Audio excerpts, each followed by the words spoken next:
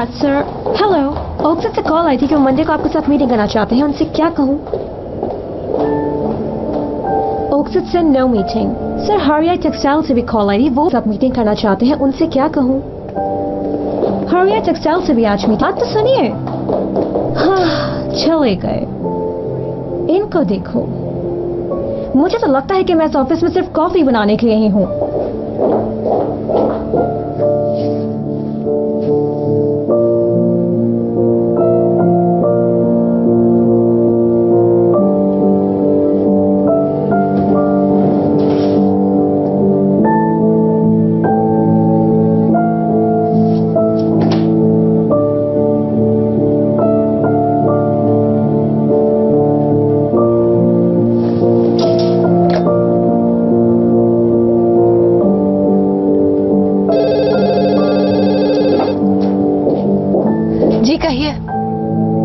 जाला कहाँ पे है?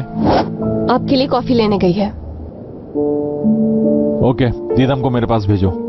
अगर वो ऑफिस में नहीं है तो उसे कॉल करो। जी, जैसा आप कहें।